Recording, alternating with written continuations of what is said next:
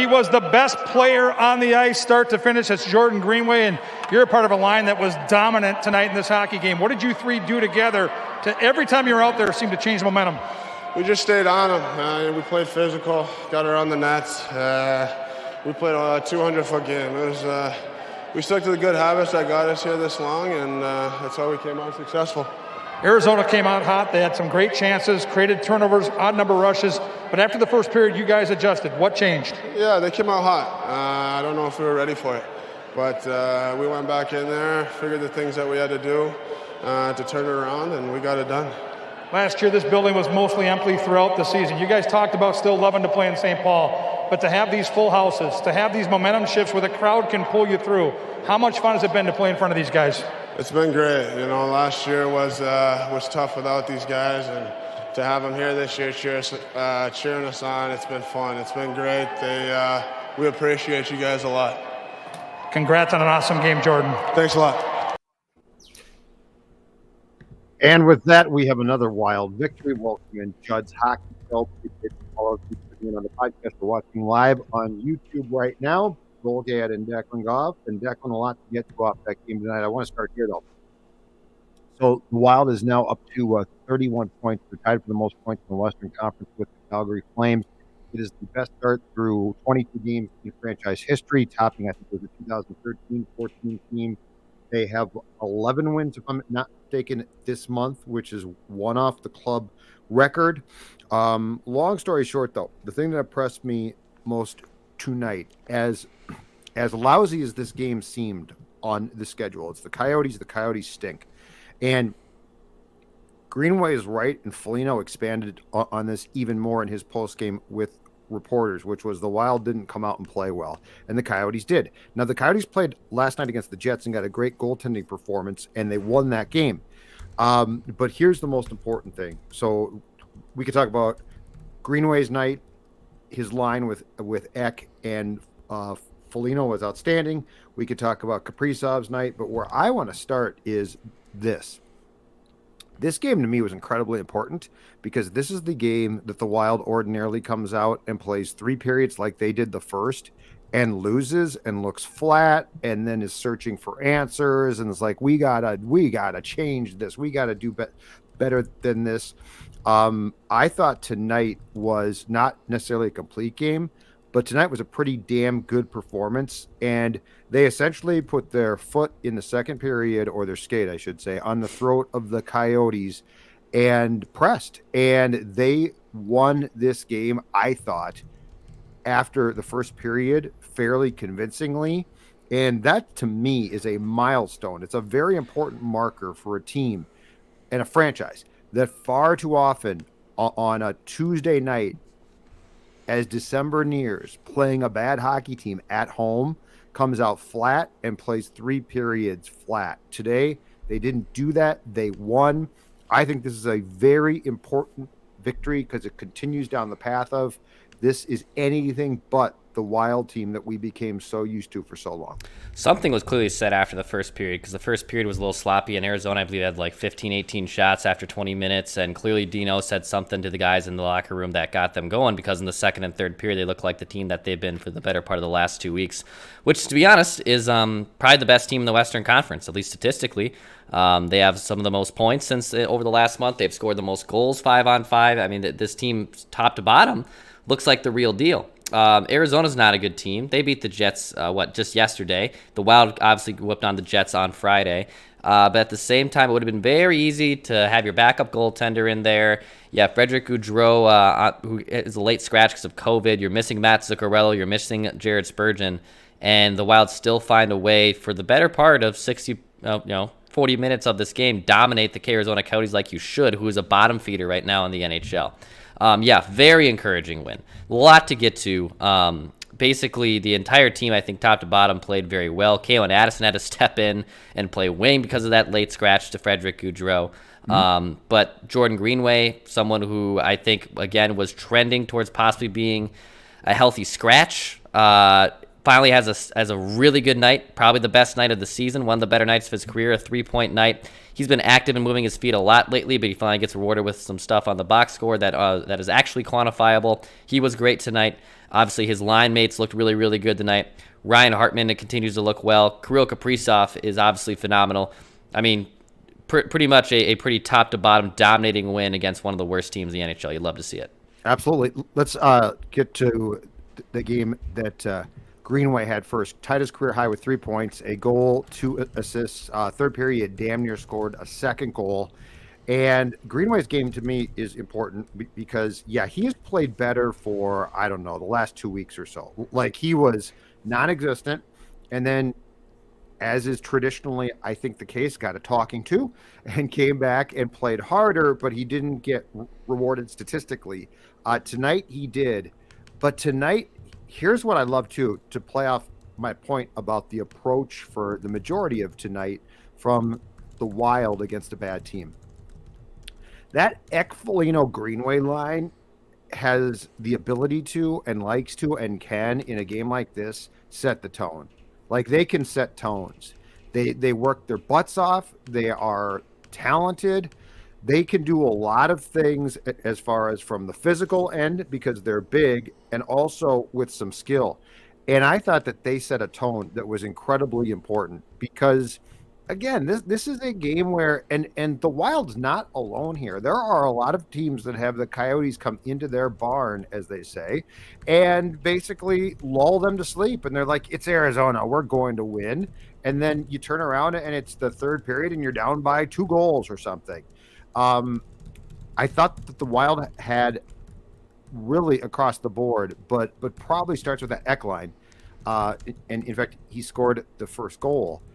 Starting with that line, I thought that there was a tone set of it's not going to be that way. And I really do think, Dex, there's a bunch of these check marks here that we need to get through before we become too excited because we're so used to seeing certain things. And I think as we check off these boxes, that what we have to see is, okay, they checked off this box. And tonight, and I know, again, it's a bad team and it's a no-duh, they should win game. But tonight, I thought that they had the right people check off the boxes of, we're going to come out, okay, slow start, but that's fine. It's not going to affect the second period or the third. And we are going to take it to a team that has some skill. The weird thing is the Coyotes, if you look at their roster, they've got some players. Like, it's not across the board a terrible team. They're not a good team, but like they've got Kessel and Keller is a nice player. Gostisbehere, like they've got some guys. But I just really thought the starting point was this was a game where I said, okay, show me something, and they eventually did. And then to your point, Kaprizov, boy, watching Kaprizov play a team like this is like, and I tweeted this, it's like watching the kid from the varsity take part in a pickup game at the pond. It's like, I'll take the puck now. Mm-hmm. What he did tonight, it's so much fun because on nights like this, it's just such a display of skill. And the Coyotes are sort of like, we'd like to stop him, but we have no idea how. Yeah, you have absolutely no idea how. Actually, it's funny because growing up in St. Paul, I didn't get on the ice too much. Yeah, fun fact. But my brother played hockey, and he tells a good story one time of playing on the east side of St. Paul when one day, just out of the blue, because my brother and him are about the same age, Ryan McDonough just showed up to the pond. It's Ryan McDonough, casual Ryan McDonough, who was just in town with Tampa Bay this Sunday. But same thing. I remember being an 8-9-year-old kid, and my brother saying, "Hey, this guy's was going to be the next Mr. Hockey award," because my brother and I had a big age difference. But same thing, just watching a guy dominate on the pond. That was Kirill Kaprizov here tonight. Arizona's a lowly team. You're right. They have some players. But they for sure are a work in progress. I believe Ryan Carter even said, Phil Kessel definitely on the back 9 of his NHL career, and it's actually remarkable. The Wild did not pull the trigger on that trade. Well, actually, Phil Kessel was the one who blocked the trade, and honestly, thank you, Cheeseburger Phil, for blocking that trade, because that could have been disastrous. Paul Fenton cut a break there. Yes, he did. Or Bill Guerin. Or Guerin. Bill Guerin would have hated Phil Kessel. But I think with Kirill now for the last 2 weeks, I believe it's 14 points in his last 7 games, just looking more and more like the player he was. His shooting attempts are still about the same, but he's getting rewarded more and setting up players more.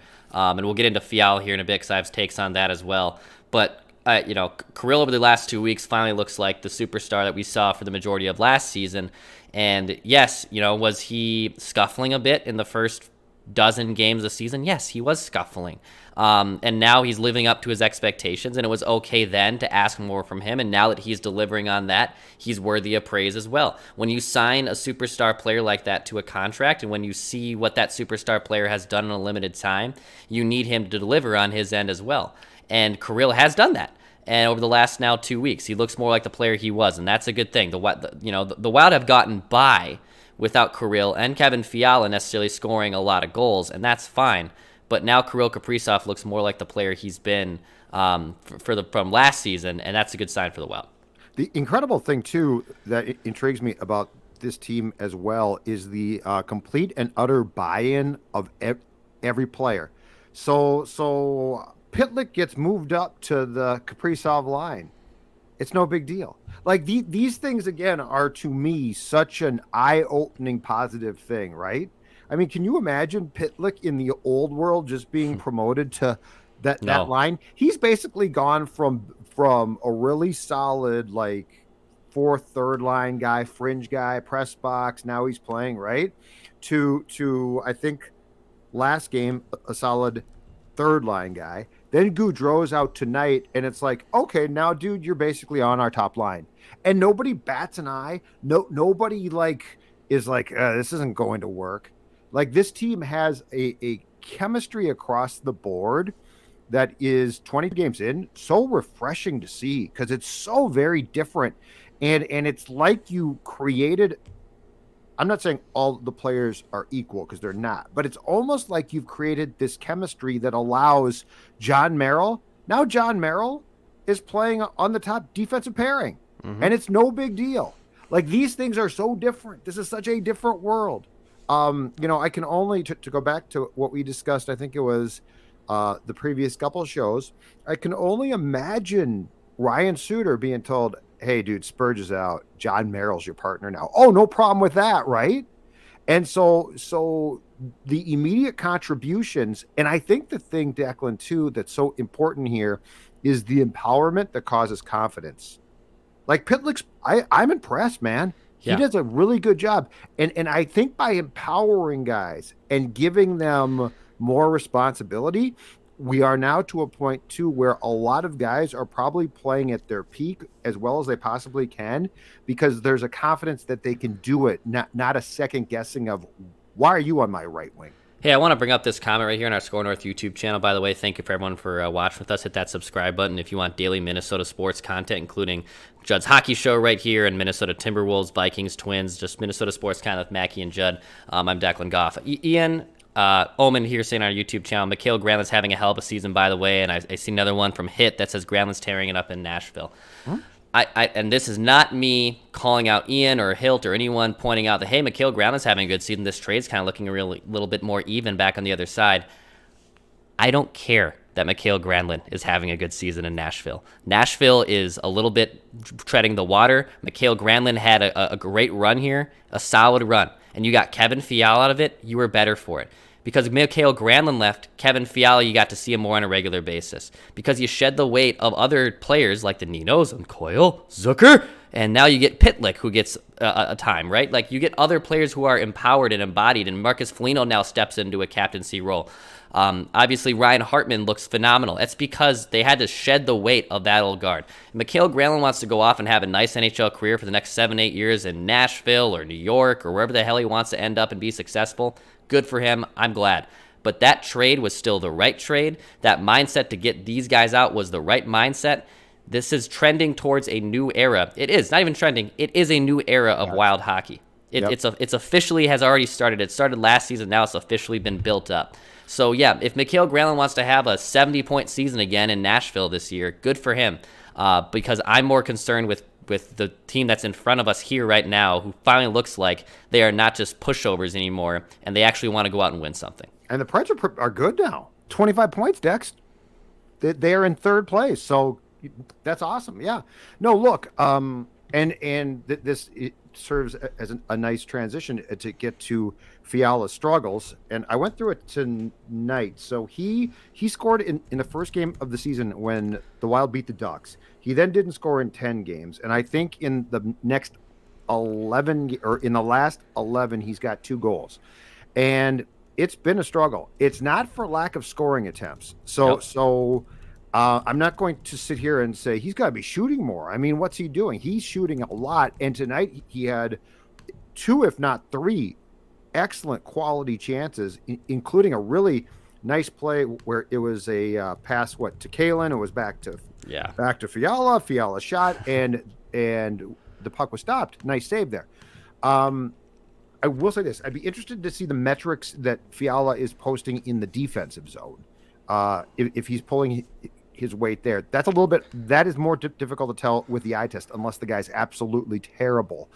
But that being said, I'm going to stick to 2 things. One is, if he continues to shoot the way he is currently shooting now, pucks are going to start to go in because he's getting quality chances. Like, it's not like, and he has had several pucks go off his stick, and it felt like in the past few weeks, like he has shot the puck over the net at times. Tonight, Declan, that was not a problem. Like, he was not missing. He was getting the puck on goal, and it got stopped. But I think for a guy like this, goals will come in bunches. I think the most important question is, how is he playing? How is the rest of his game? Because I'm sure he's pressing now. And that's the part that, if you're the Wild, you don't want to see suffer. Like, he's got to continue to play a complete game, or else there is going to be some problems there. But I contend, when it comes to Kevin, I think the goals will come. I really do. Now, if he stops shooting, then I'd say that's a problem. But he's not. He's taking plenty of chances. He's taking a ton of shots. He's getting absolutely robbed. His shooting percentage would suggest that he's getting that he's had bad luck against him. Uh-huh. His expected goals for this season is low. It's about half of what it is, meaning from where he is deciding to shoot and where he is shooting, he's not getting goals from where those shots are coming from. Okay. That sometimes is a little bit on Fiala from the shot selection. That's also just goalies making big time saves, man. If I'm Kevin, I'm frustrated. You know, his Corsi 4 is very solid. It's 60. It's 60%, which is unheard of for a guy of his pedigree. So when he's on the ice, he is out possessing and out shooting teams more. And yeah, he has a tendency defensively to be lax and not, back check as hard and not pick up a guy. I get that. But you just kind of take it with him. I think it appears he's out of the doghouse that he was in last week, 2 weeks ago. I'm not saying that they're bowing at his feet or anything, that he's completely out of it. But from where he's shooting and what he's doing, it feels like it's a matter of time before he's just going to go on a run, right, and just start scoring. Yeah. Because that's what happens. I mean, he is a streaky player, but this is like getting criminally bad. I mean, his shooting percentage is 4%. So how the hell... for a guy to take this many shots and for this guy to be that talented. It's one thing for a guy to just put bad shots on net all the time and not get rewarded for it. That's normal. Kevin Fiala is a player who typically also has very sustainable shooting percentage. 12.3% last year, 13% in 2019-20. So it's not like he's ever out. Like Jason Zucker has always been the king of having a high shooting percentage, meaning that regression would always come down on him, right? That Kevin Fiala is usually right around that league average, which suggests that where he's shooting and the quantity he's shooting, he's converting at a sustainable rate. Where right now 4.3% is absolutely criminal. Mm-hmm. So eventually it'll break for him. I'll still defend him, but he's paid to score goals. He's not paid to look good analytically. He's paid to score goals. Yep. As much as I can paint a solid picture for him, he's got to start cashing in these goals, and I think eventually it'll start happening. And he's paid to shoot, though, too. And he had 5 shots tonight. Now, this next stat I'm about to give you is certainly not even close to being a be-all, end-all. I'm sure it won't be too popular with the coaching staff. He was on the ice for 2 goals against tonight. So that's where, but I think that's where Dean and Bill Guerin and the coaching staff, I think it's more, my guess is that they think exactly what you just said about the goals, and the fact that they know that he's going to continue to shoot, and he will go through a weird stretch. I mean, it could be this next month he'll start to score goals. Right. It's the fact of, is he being responsible with his entire game? Because I think that's where he gets in trouble when he starts to press. And look, the one problem here too, if you're him, is he is what, on a 1-year contract. Mm-hmm. He basically gambled on himself. He's going to be restricted again after 2021-22.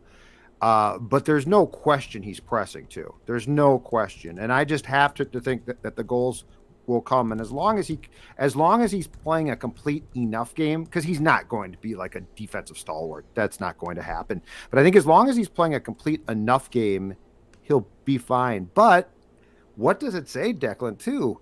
That, I mean, this team right now is tied for the most points in the Western Conference. They played fantastic for the most part. And Kevin's not scoring yet. Like, what does that say? Tonight, on the score sheet, 10 Wild players, 10 guys. Yeah. So like, there's this is going to sound weird coming from me, but for every negative thing that I can say right now, seriously, there's like 4 positives.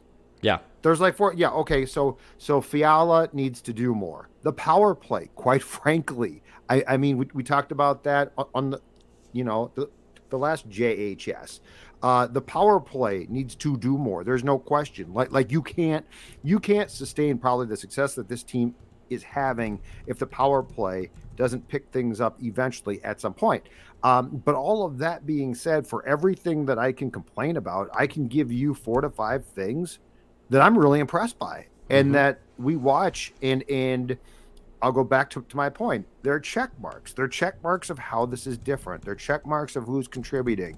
To what you said, if somebody went in, Dean or Foligno or I don't know whom, after the first period and said, boys, this is BS.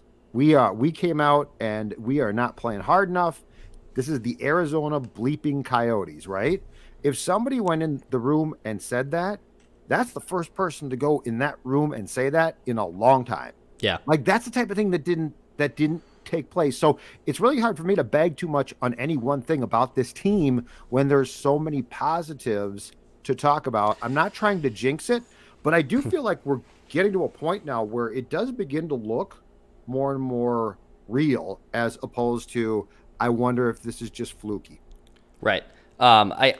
I think it's not becoming fluky anymore. Right. The sample size is what it is right now. Kaapo Kahkonen even having a good game. This was a perfect chance to get Kaapo sometime, right? It's Arizona. There's no choice. There's no reason for you not to start him against Arizona. He looks fine. I tweeted out today, someone asked, is this someone that has now kind of gotten back into good gracious? Is he someone that the Wild can rely on as a backup goalie? I kind of was in the territory at the beginning of the season that I don't know if this is going to be the guy. It's not to like give up and outright him. It's just, I don't know if he's ready to be the backup goalie on a team that has aspirations to make a playoff run. I'll say that he definitely looks like he can be a backup goalie in the NHL. He definitely does. Now, I think the bigger problem though is not burning out Cam Talbot.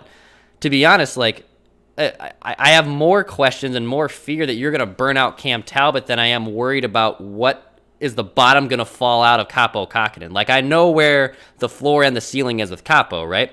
Like, I know where that is. With Talbot, I feel like there could be a situation where you just ride him so hard, and he is such a peak and valley goaltender where he's looked really good right now. I mean, credit to him. The last week or so, he's looked like the best version of himself all season. But I worry that they're going to ride him super, super hard, where Kaapo Kahkonen comes in tonight and plays well. Like, there's really, outside of like if you're playing really, really tough opponents, there's no reason why the Wild shouldn't be, giving Kaapo Kahkonen at least a start 1 in every 3 starts. I wonder if they might look to make a trade for a veteran who can play behind Talbot, but play more than Kaapo is. I think you're on to something. I don't think they trust him. Like, I think they'll play him, and He doesn't bug me that much. But Dex, this is it's 2021. This is a 2 goaltender league now. Like you can't. I don't think you can just bury the backup and be like it's going to be fine. I think in 1985, my heyday of North Star, being a North Star fan, you probably could do that closer. But I think you're onto something. I just have, and this is just a gut feeling. I think they don't completely trust him.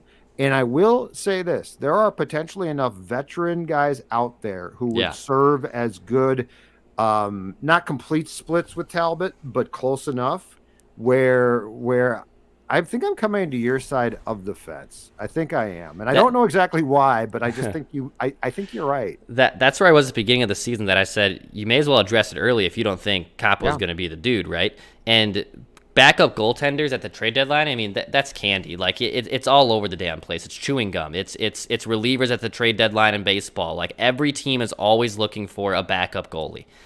So you can find someone very easily that would only cost you, no higher than a 4th or 5th round pick, and the Wild might even be able to get something else lower than that for him. But that's where I just have a little bit of worrisome. You're right. I don't think Kaapo. It's not to say that they're going to give up on Kaapo, because I don't think they are. He's under contract and he's their goalie of the future per se for right now. But he might not be. but he might not be. And you might be right. And they might have to figure out that they need a veteran that's been there, done that, and they'll probably judge that here in the next month or two. It's not something you have to rush to figure out right now, but I wouldn't be surprised if it is a move that's made by the deadline. Last thing, have you heard because I was at the rink tonight, timetables on Gaudreau, who's now in COVID protocol, Zuccarello, who I think probably has a finger, it might be broken, I don't know, and Spurgeon. Hot take, not hot take. Breaking news, I actually listened to the local broadcast tonight on television. I didn't want to watch the Arizona Coyotes broadcast. I did not hear anything about... Yeah, I don't want to hear anything on the Former Wild play-by-play guy got fired out. Poor guy. My guy Biz, I believe, is now national, so Biz isn't on the Arizona broadcast, I don't think, anymore. So I think they knocked Biz off. Yeah, I don't want to hear that. Okay. But I didn't hear anything on Gaudreau. I know the NHL sent out a league memo, I believe today, basically saying cancel any holiday party, cancel all out-of-person autographs, cancel, basically, we have a situation here, and it's bubbling over. Yes, I know what Sportsnet wants to do. Get out of the Olympics. You got to get out of the Olympics and reschedule February. It's going to help the Wild. That's going to help the Wild. Well, and I believe, was it Friedman that said if there's a positive test in the Olympics, it's a 3-week isolation? Can you imagine if you lost Kirill Kaprizov for 3 weeks? And here's the secondary thing that we're not discussing enough, but we will. You have to release players. They're not going to play games, right? So everybody's going to go somewhere, aren't they? I mean, and these are young men who enjoy their life, and I don't blame them one bit. Do you think they're going to go isolate? Oh, no. So forget the guys going to the games. I'm talking about the rest of your team. They're going to go home, and no, stop that. But so Gaudreau's out probably because he's vaxxed, and he's got it, I bet. So he's probably going to miss the rest of this homestand, I would guess, because they play Thursday, Saturday against the Maple Leafs. Kalen Addison stepped in tonight. He's defenseman and played forward, as you brought up. He played wing tonight. I wonder if we are going to have a Matthew Boldy sighting. I was just thinking I don't think Addison. I don't think that's fair to it's not play wing here. I would like to see him get a chance, but Ben continues to play well. I think if Ben's going to continue to play, Addison should just be sent down. Yep. And just play down there. But for Thursday against the Devils, Declan Goff, I wonder if we're going to get a Matthew Boldy debut. I like that plan. No, it makes a ton of sense. I mean, Kalen filled in admirably, and Boldy deserves it. I would absolutely call up Boldy. You know what? We got to write that down tomorrow on Mackey and Judd. There's some accountability, and you know what? Actually, a little tease. Yeah. I think we might be inching closer. I had a rough week. I had some things come off the board. I did too. So I know I had at least one wrong, and that's just on the accountability session. I'm a little worried. Okay, we're done here. Tease our stuff, and then we're gonna run to get to a Purple After Dark with Realistic Randy next. Yeah, if you want to subscribe right here to our YouTube channel, we are knocking on the door of 10,000 subscribers right here. We are almost there. We're almost to 30,000 combined subscribers between this channel and our Purple Daily YouTube channel, which we're about to head over to talk to Realistic Randy and Phil Mackey and talk Little Vikings. Thank you for everyone to help us getting to there. So if you want daily Minnesota sports conversation, like right here on the Wild, Timberwolves, wave that damn flag. The Twins, you got Vikings, you got plenty of stuff right here. We are providing some Minnesota sports content for you. Multiple days, multiple stuff a week. Wave that damn flag, Judd, because you know what? I'm going to say this. I'm going to say this. I'm going to say my tagline, pass, shoot, score, and I'm going to let our best friend, not just our friend, our best friend of the show, get us out here. Listen, you guys know what this is all about, right? Right? What's it all about? Spurgey? Hard work and having fun. That. This is about winning.